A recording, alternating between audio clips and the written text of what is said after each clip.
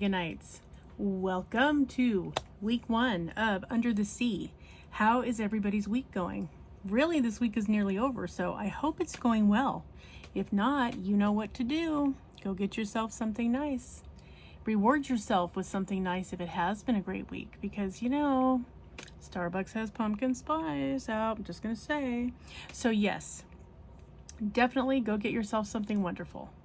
Buy the outfit, go get that delicious something. You do it, because spooky season is here, and after spooky season comes the rest of the holidays, and oh, God help us, I'm not ready. Anyway, so I hope that everybody is starting their canvases and that you're truly loving it. We are going to be talking about random facts about the ocean today, including some kind of interesting ones about some sea life. But just, interesting facts in general about the sea. Since we are doing Under the Sea, it would, might benefit all of us to learn a little something. Maybe you'll find something you didn't know already, or maybe we'll be expanding on something you did know. I mean, we'll see how it goes. So thank you for your comments. I appreciate all of you that enjoyed the whip parade. I will tell you though, I wasn't going to do a whip parade of the progress picks. I was just going to do a whip parade of the ending ones when we do our completions. But I think I'm going to go ahead and try and do one midway, because I have had, well, first of all, I screwed up. I'm sorry, Mike. Mike Weeks gave me his canvas in such a timely manner, and I just forgot to add it. So aside from feeling like a fool, which I do, I need to add his into the group, which I've already done. So I will, and the other way I might handle it is I might go ahead and put out the initial whip parade again and go ahead and add Mike's in, because he accidentally got left out. Also, 2 of our people, Sedona and Mare's Creations, are changing their canvas. They're doing a different one than the one that they started with, for various reasons. So there's going to be some changes. So it's a time thing, you guys. One way or the other, I will either put out a second rendition of the initial one, or I will go ahead and do progress picks. It looks like right now I'm probably going to be just going ahead and doing a progress pick whip parade, because guys, time is not my friend. It just isn't. So but there will be a couple of changes. So when the subsequent whip parades look a little different, that's why. We had some people change them out, and yours truly forgot to add one. So that's where we are. Okay, so we will get started here. Has everybody gotten their canvases for the next couple of events? Because there are some coming up. I do have some giveaways ready for the next event too. So if you haven't signed up for Luna and Lichens, please do so. If you haven't signed up for Our Better Angels Have a Fairy Happy Holiday, that's December, please do that as well. I will tell you that the Luna and Lichens event I will be doing for Diamond Painting with Friends 2.0. That's part of their November. Also during that month, Diamond Painting with Jack will be doing her Hello Kitty event. So, if you haven't grabbed your Hello Kitty canvas, I encourage you to do that as well. We are going to have so much fun though. I really think so. I think Luna and Lichens is going to be cool. And since we'll just be coming off the end of spooky season, if you want to do a werewolf instead of just a regular wolf, I'm okay with that. Or if you just want to do a moon canvas that has a moon on it someplace, perfect. No problem there either. I am not hosting one in October. However, I will be participating in one with Diamond Painting with Friends. Diamond Painting with Diamond PETA, I think is her channel. She is going to be hosting breast cancer awareness, and to my knowledge that means she's looking to do canvases with majority of pink in it to support breast cancer awareness. So that's happening. Diamond Painting with Friends 2.0 does not have a paint along in December. They take December off so that you can enjoy your time with your family and friends. I, however, am intruding on that by doing the Our Better Angels event, but you know, it's up to you. You don't have to participate if you don't want to. I'm probably going to be doing Sleeping Fairy in December, and I know some of you also have that canvas. Probably several of you, because let's face it, it ran out of stock twice. So I know that there are some people that have that canvas. So, you know, if a group of you want to do that and you know, paint along with me, that would be cool. So, but you are welcome to do whatever canvas floats your boat. It really is perfectly fine. What else can I tell you? I think that's just about all the information that I have for upcoming events. Anything? I don't know. Let me know in the comment section if any of you have ordered. I know several of you are talking about ordering from True Vampire Arts the trays and the cover minder and or the pen. I hope that you do, because I'm telling you, they're really fun. And I keep trying to decide which color I like better, if I like the teal or the aqua glitter, but honestly, I like both of them so much. I don't know if I can pick, but anyway, you get where I'm going. So yes, please do so. You know, support the small shops, especially Min's. She did such a great job, and I'm so pleased with it.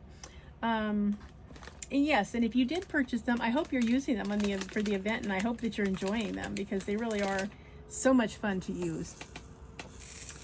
Okay, so that's that. So we will get on with our facts about our ocean here. And, you know, we'll just chug along and see what else is going on. Let me know in the comments, what has your week been like? Have you guys had a good week? Has it been a bit of a struggle? Like, what's happening? I know some of you have been posting in the Facebook group. That's awesome. I hope all of you will post in the Facebook group. Again, that's Dragonites Lair is the name of the Facebook group. I will put the link in the description box so that, you know, if you are looking to do that, you can certainly do that. So with that, we will begin. You might see that I have my pens laid out. I do that because I put a different size multi-placer in all of them, from 2 all the way to 12, so that I can just grab whichever one I need depending on what I'm doing in terms of multi-placing. And that way it lasts a lot longer. I don't have to change them in and out. I don't have to re-putty them very often. It just works. So that's, if you see me reaching over, it's because I know I have a 5, you know, a row of 5 here, or a row of 8 here. So that's what I'm doing, is I'm switching them out. So, okay.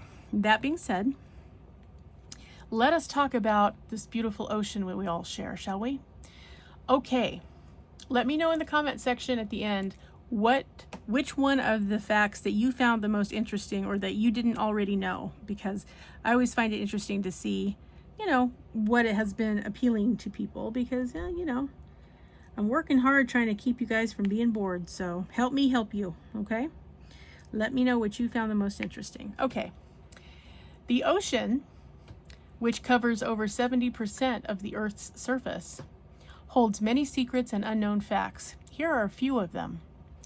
Unmapped ocean. Despite its importance, less than 10% of the world's ocean and less than 50% of U.S. waters have been mapped. Isn't that interesting? That's not very much. You're going to hear barking here, people. Someone just came in the door, so bear with me. Mineral riches. The ocean holds 37 out of 50 critical minerals, including antimony, not sure how to pronounce that one, cobalt, lithium, manganese, and titanium. So how about that? That's a lot of minerals in our ocean. The salt content. If all the salt in the ocean were removed and spread evenly over the Earth's land surface, it would form a layer over 500 feet thick. Okay, that's some serious salt, Dragonites. Yeah. I don't think any of us need that much salt. Holy moly. Yeah. So, thank you. So, let's see. Unknown species. Ha, my husband just bought me a pumpkin spice frap. I think I'm going to keep him another day or two. Okay. Let's see. The number of species that live in the ocean is unknown, but it's estimated that up to 75% of marine species remain undiscovered. So can you imagine that? Here, all these species we already know about. I mean, all kinds of them. You know, big ones, little ones, you know, the whole thing. And that's only 25% of what's estimated to be in there. So imagine that. When you guys go surfing, keep that in mind, that there's critters in there we don't even know about. Okay. So, let's see. Hidden ocean. Recent geological evidence suggests that there is a hidden ocean buried in the Earth's mantle, with as much water as in the ocean that we know about. Can you even imagine that? An ocean within an ocean? Wow, that's just, wow, it's unbelievable. Okay. Intelligent creatures. I think we all know that there's lots of intelligent creatures that are swimming around in the ocean. Yes, I dare say there's some of them are more intelligent than some people I know. No Dragonites, of course, but just, you know, people in real life. Okay. Dolphins have brains with more folds than humans, indicating high intelligence and complex communication patterns. Yep, I think we all know that, you know, there's lots of recordings of dolphins speaking their language. Yes. So the problem is we aren't intelligent enough to decipher their language very well. So we have to just kind of assume that they're, you know, they're doing their thing and we're doing our thing. Masters of disguise. Octopuses have 3 hearts, blue blood, and can change color to blend in with their surroundings. So that's kind of interesting, isn't it?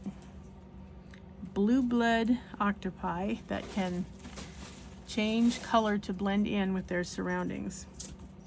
Which I guess if you're a predator in the ocean, that would be a handy skill to have. Just thinking out loud that would be a thing. Okay, regenerative abilities. Sea stars can regrow lost limbs, and some species of jellyfish are immortal and can revert to their polyp stage to start life anew. Huh, wonder if they can do that at will. Do you think they can do that at will, guys? Or do you think, you know, it has to be where they're, you know, at on their last legs, so to speak? Or do you think that it's something they can just do? I don't know. Might have to investigate that a little further. Okay, deep sea adaptations. Giant tube worms, ooh, tube worms, ugh, can survive in extreme conditions such as high pressures and temperatures near hydrothermal vents. I don't know how I feel about that. Ooh, a little creepy. It's just a little creepy that they can do that kind of stuff. Okay,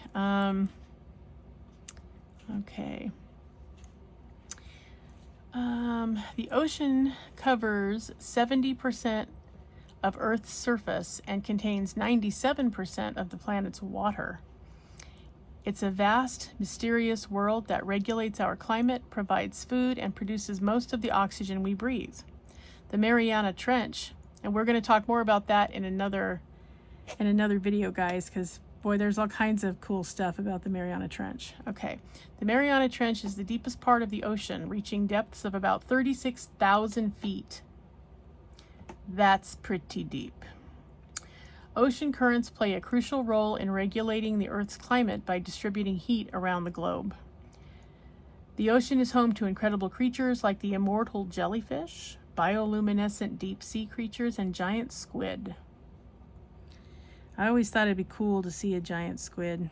Maybe not up too close, but you know, just to say I've seen one, right? Because that would be kind of cool. Let's see. Coral reefs cover less than 1% of the ocean floor, but support about 25% of all marine species. So that's interesting. I mean, we all know about like the Great Barrier Reef and, you know, areas where there's, you know, considerable coral reefs and things, and yet still 1% of the ocean floor is all that's devoted to that. So that's kind of fascinating too. You would think it would be more than that, but okay. The ocean's tides are caused by gravitational interaction between the sun, moon, and Earth. Kind of cool, right? Yeah. Okay. Unexplored depths. Despite covering most of our planet, only about 5% of the ocean have been explored, leaving much of its depths a mystery.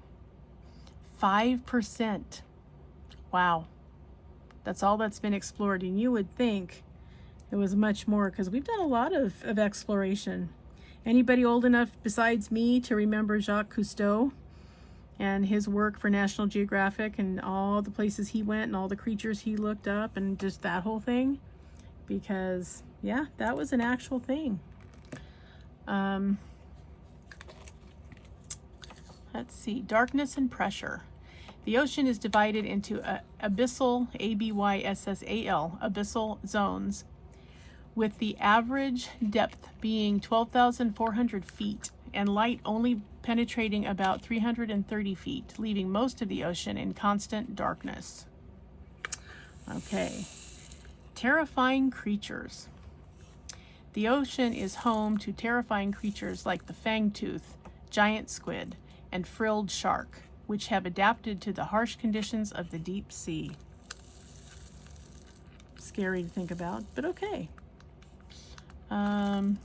Let's see. Ocean whirlpools. Ocean whirlpools, like the famous one off of Norway, can suck down people and boats and have existed for thousands of years. Wow, that's interesting too, huh? You know, I'm telling you, there's all kinds of cool stuff to find out about the ocean. I mean, I live 15 minutes from the beach, and I have to admit, I take it for granted most of the time. I like the way it looks. I like the way it sounds.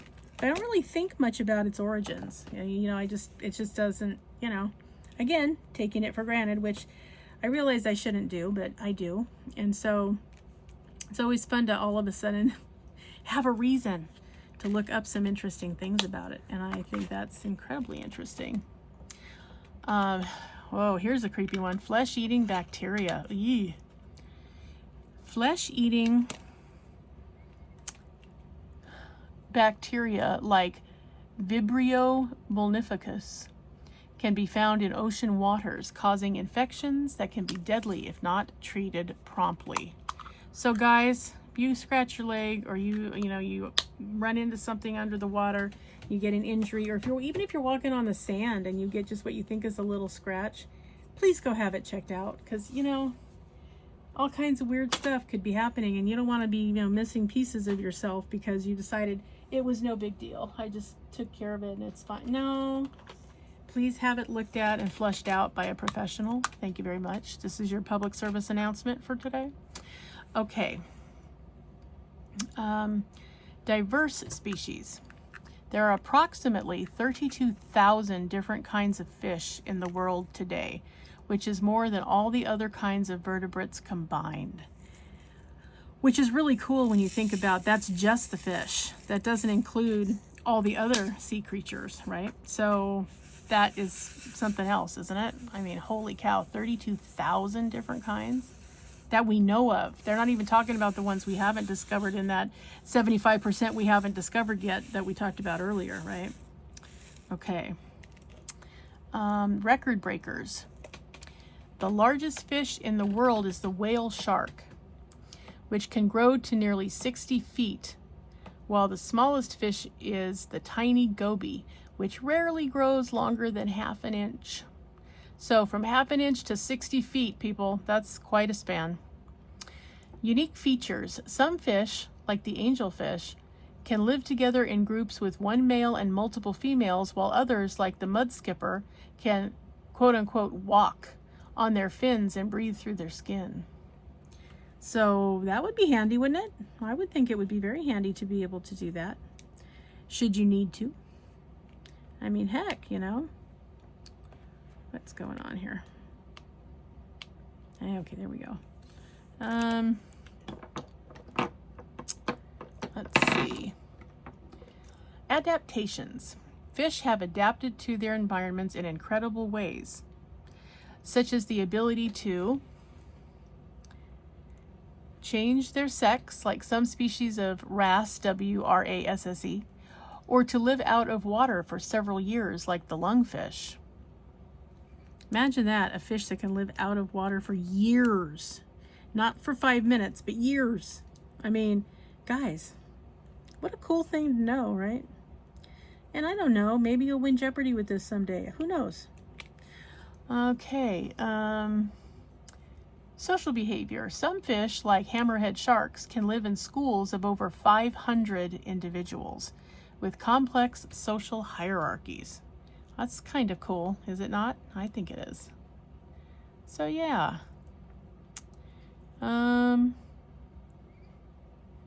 Get another page. Okay, here we go.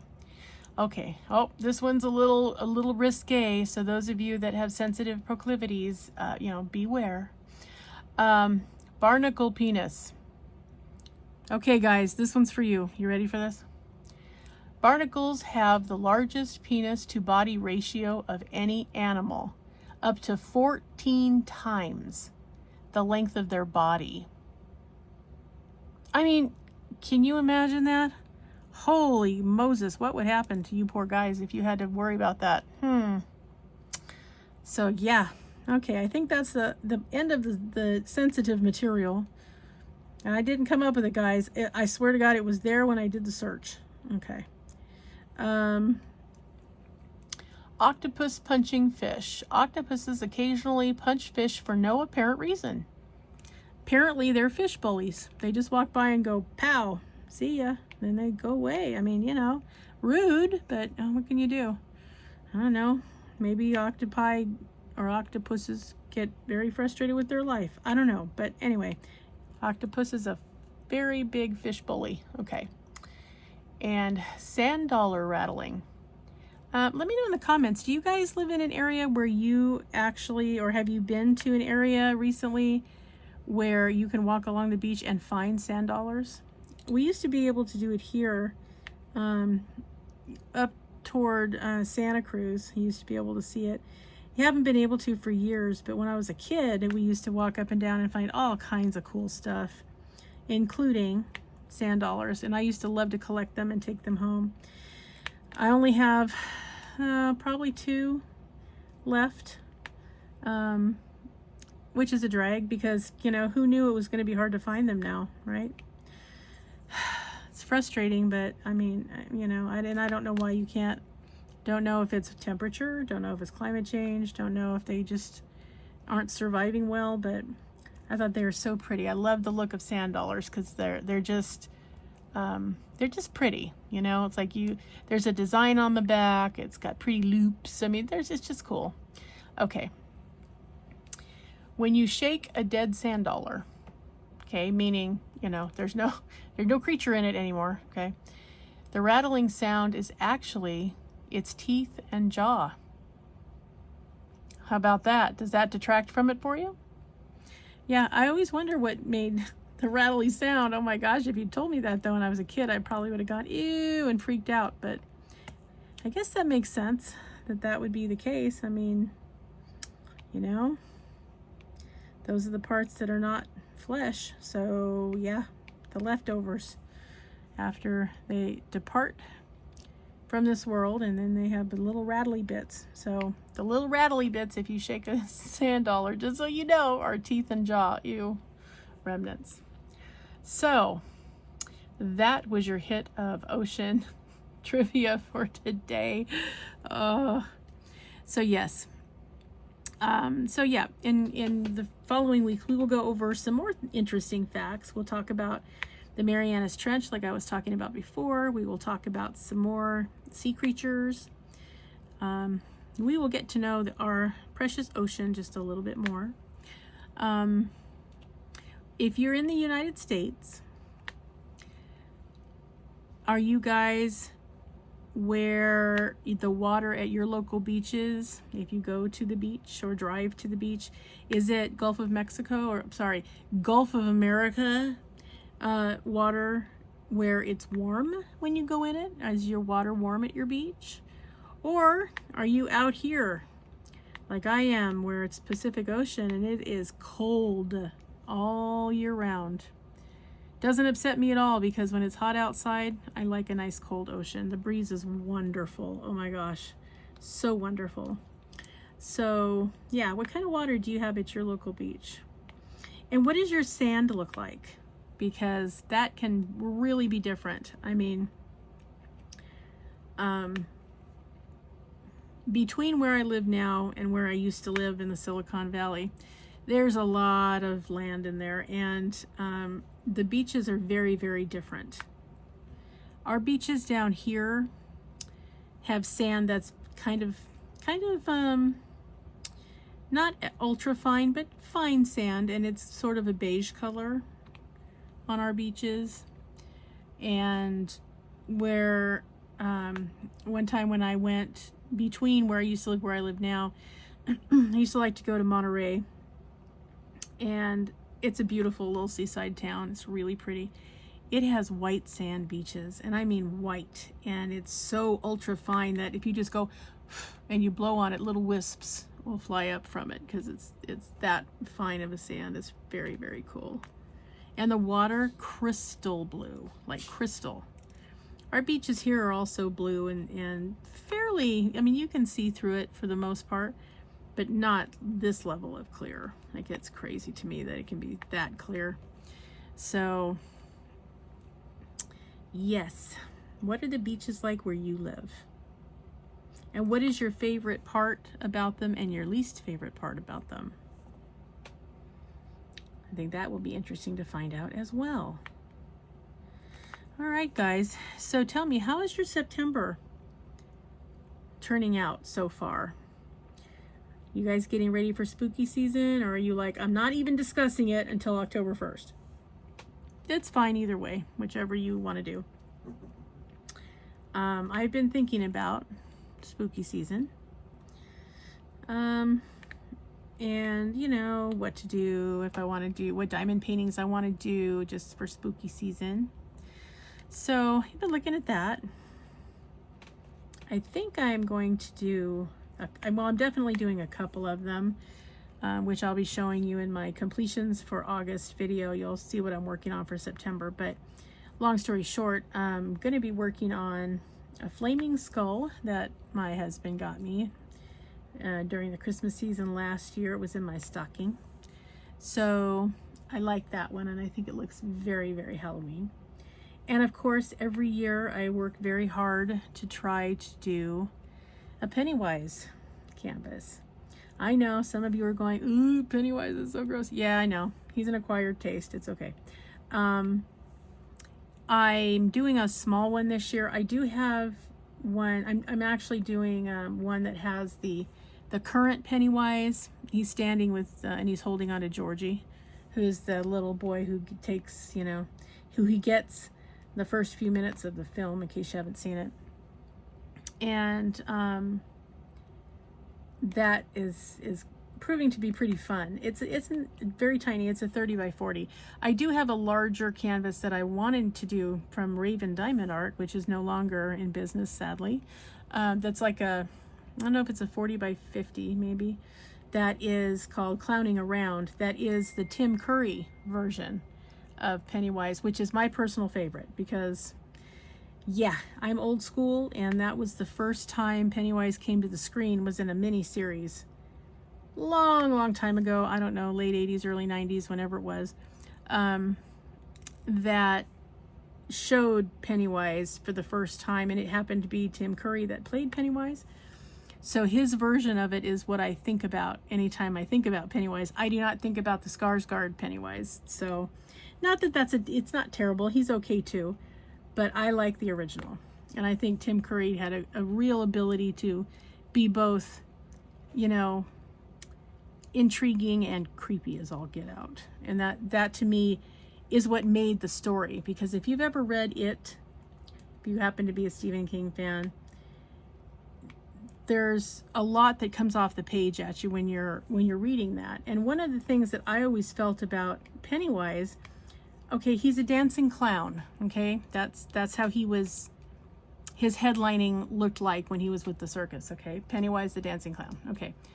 But he's a clown in general. Okay, so if he's going to be a child predator, there has to be something endearing enough about him where you buy that kids would want to be around him. Therefore, you know, then he could turn evil and do terrible things. Okay, But I thought when I saw, and I felt that way about Tim Curry, I'm like, I'm buying it.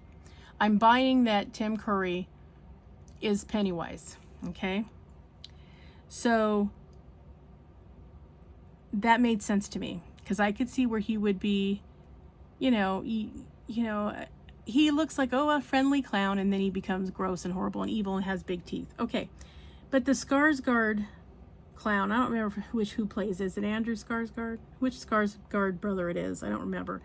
But whichever one it is, he doesn't look to me like a clown that would be approachable by children. He's creepy from the onslaught, partly because his makeup is gross. I mean, to me, I'm like, why would you have those lines down both your eyes looking like that? I mean, that's just, yeah, if I were a kid, I'd run the other way. Like, he would have a hard time, I think, getting his prey in children, because no kid I know would want to go near him. And Tim Curry, yes, his Pennywise, you could see him going, oh, okay, you're kind of cool, So, so I want to do that one, but I want to have time to really enjoy it, and I'm not going to this year because I have back-to-back events for the rest of the year this year. I'm only taking October off. That's the only one, and I wasn't sure I could complete it in a month, so I decided to just wait it out and do it some other time. So yes, but I want to do at least one Pennywise every year. So I do it. I did have a small one. I have a few little ones. So I have that one going on along with the skull. And I'm also doing, this canvas for Under the Sea. And I'm also doing, the Rainbow Bridge for the Memorial Remembrance event for Men's that she's hosting. So yeah, got all that going on. So it's going to be a fairly busy diamond painting month, I think. I'm also trying to do a couple of ornaments. I'm doing motorcycle ornaments for my bestie's husband. That will be part of his Christmas gift. So, and I'm just getting those started because I figure, I'm going to let them be a whip. So I'll work on them as time and resources and energy permit. If I start now, then I have plenty of time. If I don't get, a lot of chances to do it, that's okay. I'll still have time to finish it. So that's my plan with that. I have a partial I'm thinking about doing. That's really cute that I'm thinking about would be fun. So I'm also going to be doing a partial as a gift. I have I think it's a 40 by 50 partial of a nutcracker that Jared would like to give to his aunt for Christmas, because she collects nutcrackers, and he gets her a little nutcracker statue every year, and so he would like to give her this one, this diamond painting framed for her to hang out during her Christmas season when she does her Christmas decorating. So I told him I would do my best to work on that so we could get it finished and framed and wrapped for her for Christmas. So yeah, a bunch of stuff on the agenda here, but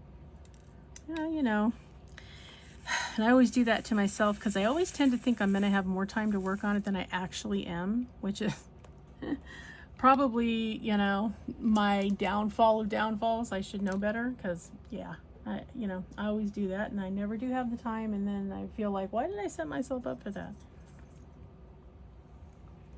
So yes. Oh, that pumpkin spice is to die for. So anyway, that's what I'm going to be doing, but I will be showing you all of that in my completion video, which will be coming up shortly, I think. Pretty sure. Are you guys doing more events outside of ours, of course, for the rest of this year, or what are you doing? What's it looking like for you guys? Yeah, it's kind of nice, don't you think, to have a hobby like, like diamond painting, to be able to sit down and just kind of let your mind empty out a little bit. I mean, we're living in such stressful times that it's really nice to just go, Give me the drills. Give me the drill pen. Let's just do this thing. I also did some checking. You know, I kept hearing about Five Below. If you guys have a Five Below where you live, that there were some diamond paintings there. But my local Five Below never carries them ever. And so, but I did look online. I don't know if you know that Five Below has a website, fivebelow.com, spelled out F-I-V-E below.com. I did find them online, so they're going to be on the way. So I'll show you what those look like when they get here, so you'll have some idea in case you haven't seen them or tracked them down. I suspect that they're going to be, you know, not the best quality. I mean, they're $5, so, you know, we'll have to see. But, you know, it's always good to check it out because you never know what you might find. Sometimes you find something that's just ends up being better than you thought, right? And if it's not as good as you thought, it's still $5. I mean, what's, you know, it's probably not going to break the bank forever. So there's that. Yeah. How's everybody in your guys' neck of the woods? How's your family? Everybody okay? Those of you that have kids, are they back at school, and how do they feel about that? And I don't know, what is that looking like now? My grandson started back to school. I think my oldest grandson made it, say 3 days before he ended up getting suspended for a couple of days, because I don't know, he has impulse controlled things and he did something stupid, and now he's not at school for a couple days. But fortunately my son does event reservations for a hospitality field for one of our big chain hotels, and so he works on a keyboard from home, which is thankful, because it would have been a real problem, you know, if he had to go into an office. But, and you know, then they would have had to figure out, okay, how are we going to get daycare for him, because he's 8, which makes it, you know, more difficult, more expensive. But nope, he's been at home giving him extra chores to do so he wouldn't be bored while he was suspended. And talking about, you know, why whatever he did, and I don't even know for sure with all the details, but whatever he did was not okay to do. So that's been going on.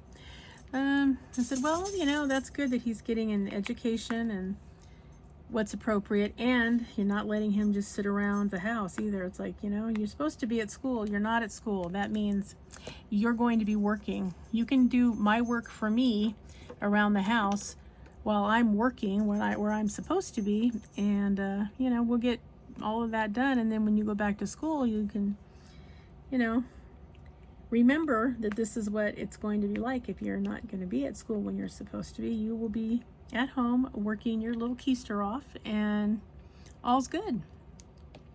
And of course he argued, why do I have to do that, Dad? Why? Because if you don't stay in school, you're going to need to have a vocational option. So yeah, you'll make a good busboy. And oh boy, did that send my grandson off the deep end, because he wants to be an astronaut. And so my son reminded him, well, then you need to be paying attention in school and not being, you know, a pain to everybody, so that you end up being suspended. So that's on you. You know, please make better choices in the future.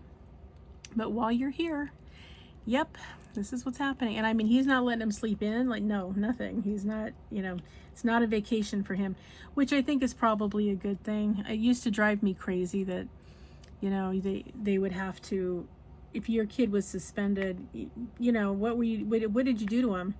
If they got in trouble at school, like, I never made sense to me. Why are they being suspended? Because here's where they don't want to be. So what you're doing is you're letting them know that if they act awful, then they get some days off, which to them doesn't hurt them at all. So, you know, it would hurt the kids that are never going to be suspended in the first place. So seriously, I was kind of glad when they started Saturday school, although it's a pain for the parents. But I like the fact that you wasted your teacher's time being inappropriate. So now you're going to give your precious time back to the school that you owed them, because when you were supposed to be paying attention, you were messing around. So now they get to take some of your time.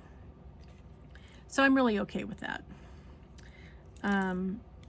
You know, we would all rather not have to deal with the school on a Saturday, but at the same time, I think that makes a bigger impression than suspending them does, because again, so they're not there. They're somewhere doing something they don't mind doing instead of being at school. Yeah, I don't think that's a good precedent to set. So, yeah. I mean, my sons knew pretty quickly that, yeah, believe me, you would rather be at school than home with me on suspension, because I will make sure that you have plenty to do. So, that happened the first week of school. I was like, uh-oh, that's not a good start. He's like, yeah, we talked about that. And I bet you did. So, yes, but everybody's back. My little 2-year-old Lucas, he's in a daycare / preschool. It'll be a preschool when he turns 3. Right now he's 2.5. His birthday's in December, just like mine. He was born 2 days before my birthday, which made me very happy. It's my little Sagittarius. He has an attitude, all right, but you know, he's much more even keel about it. Like, he'll observe first and then decide if he wants to act up based on what he thinks will happen, which is so funny. Again, he's 2.5, so, you know, but he will look and then he'll kind of weigh his options, and then sometimes he'll act out and sometimes he won't. And I thought, well, he's going to be a pretty good one for an incentive program, because you'll be able to tell him, hey, you need to get this done and you need to stop being a pill. And if you can do that each day for a week and give them a gold star or whatever, then at the end of the week, you will get, you know, XYZ thing, whatever it is that they want to provide to him. And he will 100% weigh it. Now, if he isn't motivated, that means he's not motivated by the incentive itself. So you need a high value target for him. But yeah, he will be workable. I'm not nearly as concerned, and he's not showing signs of ADD. His brother is extremely ADD. I mean, right out of the textbook, just like his dad. So, yeah, that's going to be a bit more a challenge, I think, but that's okay. My son's pretty good at figuring stuff out, and he's got a pretty good brain in his head, so, yeah, I'm not worried necessarily about my grandkids. And, of course, I'm pretty outspoken. You might have noticed, haha. So, it doesn't, you know, I don't have any problem. I don't do it in front of my grandkids. But I will wait till they're in bed or they're not around. And I will tell my son if I think he's doing something he's going to be sorry he did with them later. And to his credit, probably 80% of the time he listens. So that's good. Because I said, you know, the smartest thing you can do when you have children is to listen to the people who already raised theirs.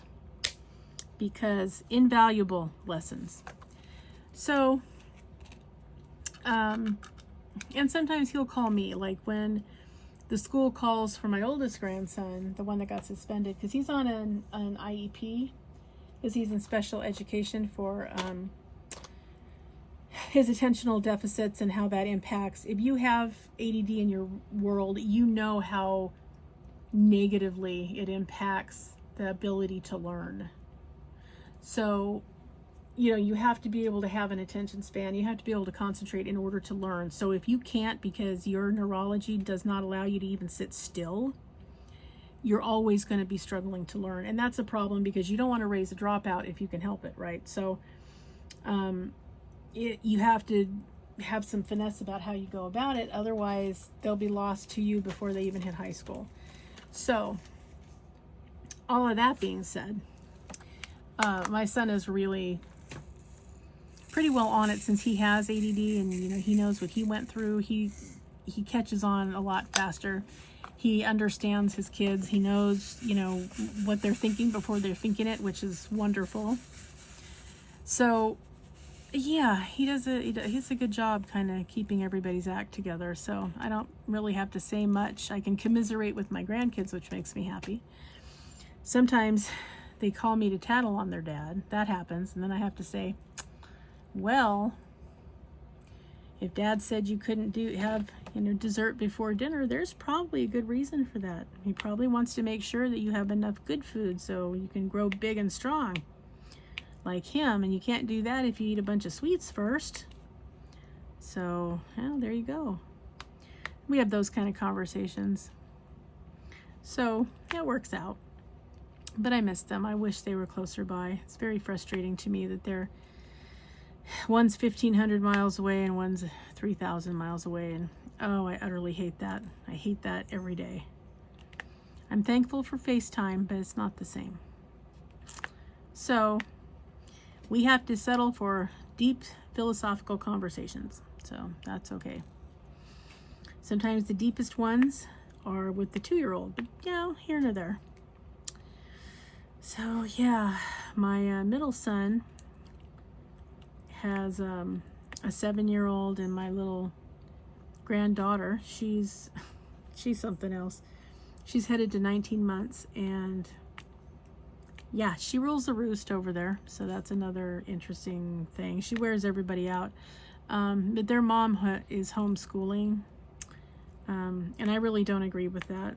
But I can't argue with the fact that, you know, my son said, until we can figure out in this country how not to have my child in danger of being shot on the way to recess, they're not going to school. Okay. I had no argument for that. So I get it. And I think if nowadays, if it was this kind of a climate, I might homeschool my kids or have them homeschooled. I don't know that I could have taught them, because I don't know that I would make a good teacher. But I would absolutely not have sent them. And I understand that, but I just think it's such a shame. I mean, you can see it in the 7-year-old already. He's, you know, he struggles socially. It takes him a while to warm up and to feel confident, you know, talking to other kids his age. And that's a shame, because the other kids his age they've already gone through it, because they've had preschool and kindergarten and all of that. And so they know how to function in with their peers, and he doesn't. He has to struggle to do that, and that to me is very sad, because it's not necessary. That is born of isolationism. So it helped a little bit. I told them, you know, you better get him into some extracurricular activities, because, you know, you're doing him a disservice for him to have to feel awkward with his peers. That's never going to bode well for him. So he did. He got him into martial arts, which is fine.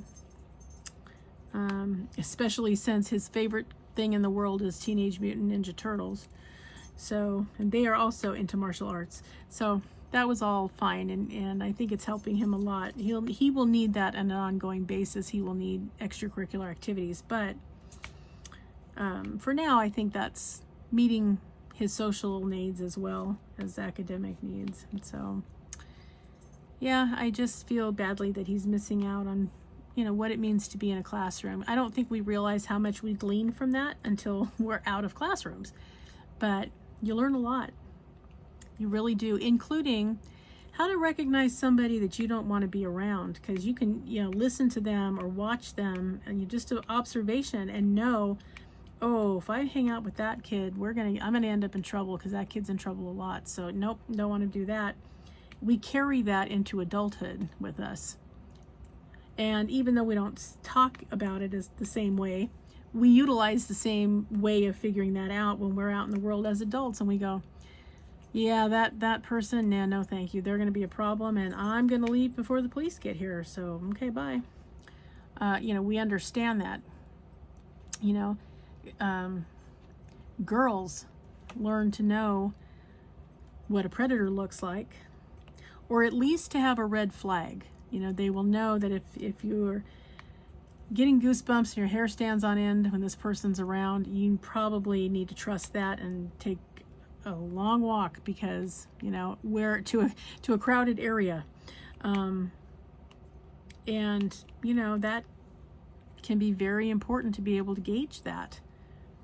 If you're never around normal society, how do you expect people to learn that? You know, it's really sad because I know a family here, a couple of towns over, that had 8 children, and they homeschooled all of them. The oldest one was a girl, and she happened to be a theater kid and was in a lot of plays with my oldest son, who was a theater kid. And because they were in multiple plays and musicals and whatnot together, you know, we knew the whole family, all the girls, all the boys, the parents, the whole thing. Okay, all of them homeschooled. Well, you know, there are a couple of them that had pretty serious Asperger's, which was very obvious nowadays, that never were identified, never got any help for, because parents didn't know any better and they weren't in school. Who was going to identify them?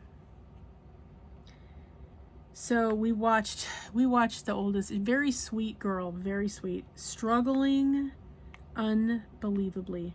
And the greatest wish that she had is she wanted so desperately to go to college. She couldn't handle it. She couldn't filter it out. It was really hard for her. And so she tried to go and had a miserable experience because, yeah, guess what? They weren't at college level. They weren't accommodating to her because they didn't think they had to be. I mean, I, you know, talked to the mother and I said, you know, you really need to let her go to the Education Assistance Center, the EAC.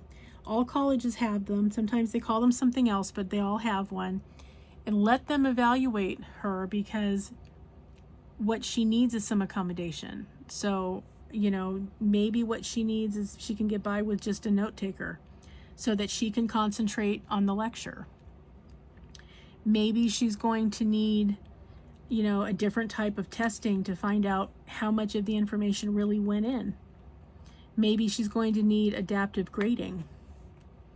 All of these things can occur depending on, you know, what her learning disabilities turn out to be. So I had to talk to them a couple of times because they kind of hemmed and hawed and they didn't really want to, you know, get into that and the whole thing.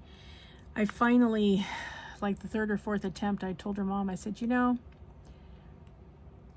if you don't let her try to do what she needs to do with adaptations, you'll never know what she may have done or could have been. And then how will she feel about that 10 years from now, 20 years from now? They finally decided, yes, they would let that happen. So we went down. I took her and my son, and we went down and I talked to them and, you know, told them the situation and said, you know, I really think she needs to be evaluated for learning disabilities that were not identified earlier. And so they, you know, they did the whole thing, gave her all that. And they did give her accommodations, and she went through 2 years of community college where she had help, she had a tutor, she had modified assignments. One of the things they found out was that her written expression, her written language expression wasn't very good. She could tell you verbally, but writing it in a test format, she wasn't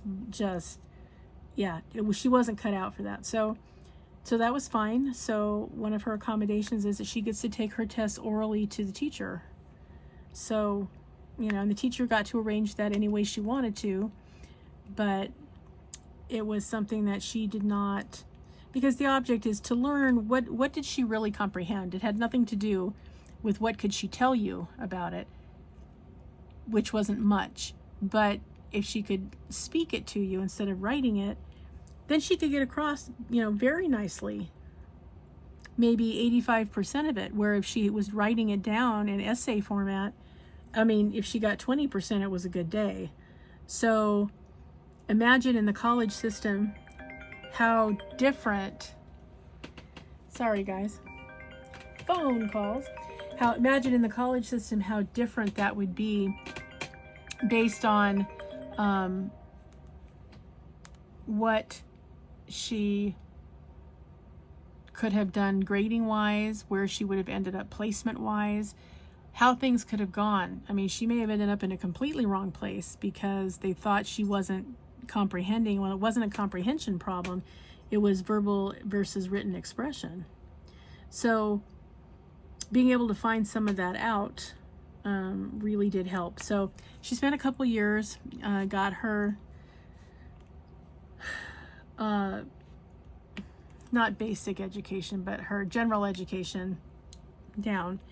And, you know, she then went through a 4-year college, did really well, came out with Bachelor's of Science in Healthcare Administration, and is very, very happy working as an admin assistant in a hospital. So she did okay. You know, she managed to get a wage that she will be able to survive. If she wants to move out, even if she stays at home, that she will have options that, you know, she would not have had before. So yeah, I'm just not an advocate of homeschooling. I think that you miss so much, not the least of which is identifying if your kid has a learning disability. So I wasn't happy that my middle son was taking that route, but there's nothing I could say that makes more sense than what he said. I mean, yes, if you're, you know, our kids are in danger now going to school, which is ridiculous. And so I'm not going to tell him, oh, you need to do this, when I would rather that they be alive also. So maybe someday we will figure out it's not okay to have school shootings, and then kids will be safe to go to school, and then maybe we'll open that conversation up again. But yeah, it's rough. But I will say, and especially since his other grandmother is Liberian, he has a Liberian accent. Especially words that end in AR, you know. Sounds very much like his other grandmother. So,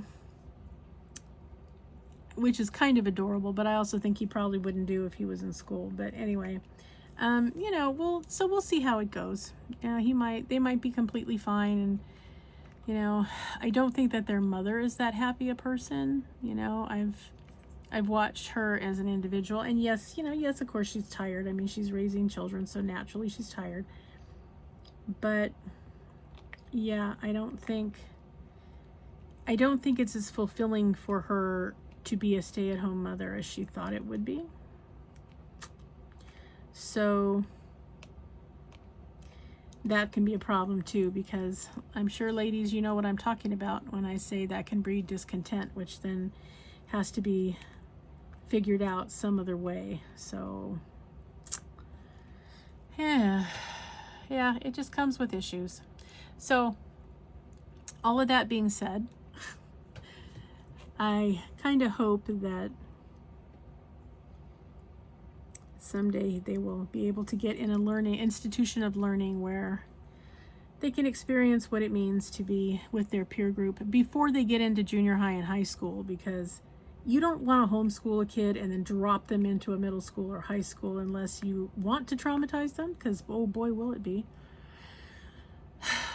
So yeah, that's that situation. But I miss all of them. I love my grandbabies. They're adorable.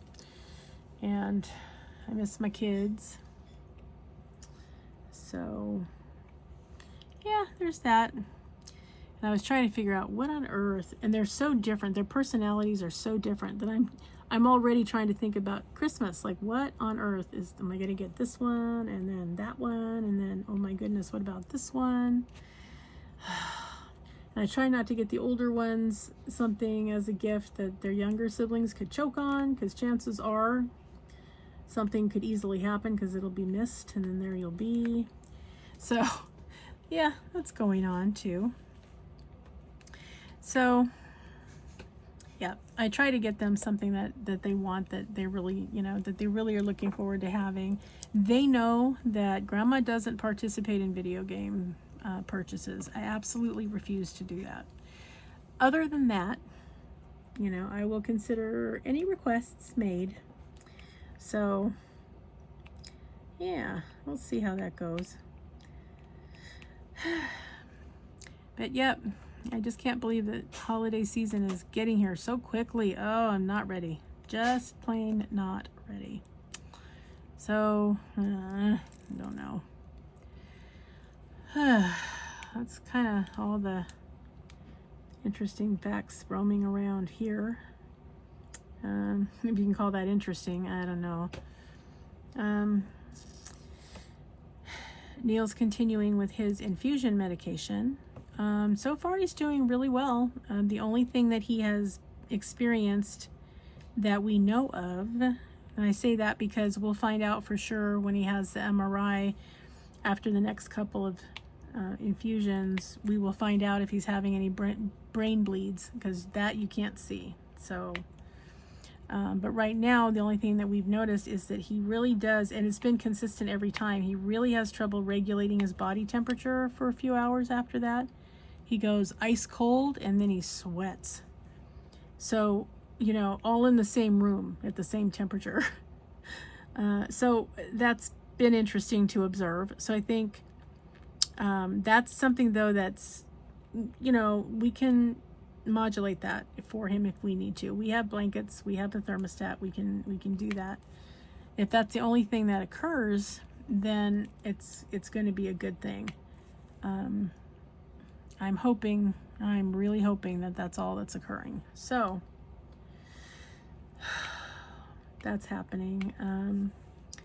His memory is not good, so that's something that I have to take a more active role in, and I don't like it because, there are days that my memory is not all that great, and I have to take pain medication that plays with my memory. So trying to remember for him and for my son, that's a lot of people to have to remember for when your own mind is not what it once was. So, yeah, frustrating. But you know what? We do the best we can. There have been appointments that had to be rescheduled because, he forgot to tell me, so therefore I didn't know it was on there, so I didn't put it on the schedule, and so we missed it. Yeah, okay. I'm trying to let the providers know to contact me so that I can make appointments, because that way I can put them in the calendar where I know that we have space for them, and then they get done. Otherwise, you might not see us for, years on end if I don't know you're waiting for us to come in for an appointment. So that's been a thing. He's starting to be more forgetful about taking his medication, which I find very frustrating because I just went through that with my dad, 2 years ago. So, yep, lots of changes, lots of things that we're trying to figure out best ways to adapt to.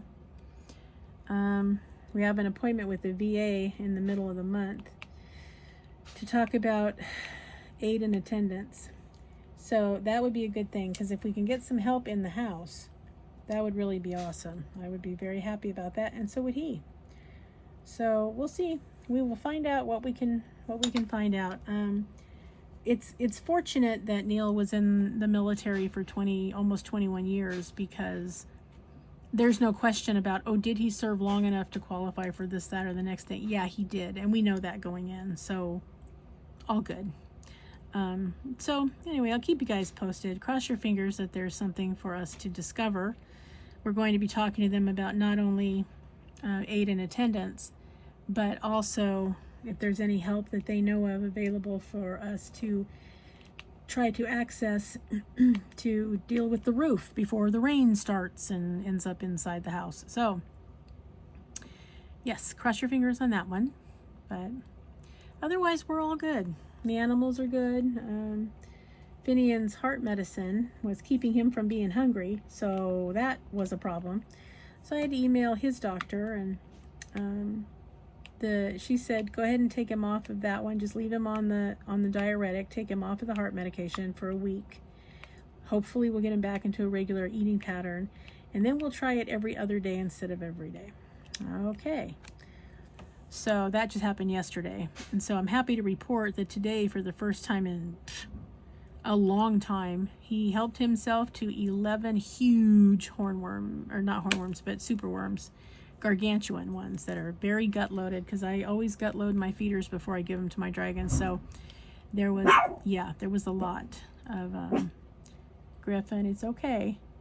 He was asleep and there was a sound outside. It startled him.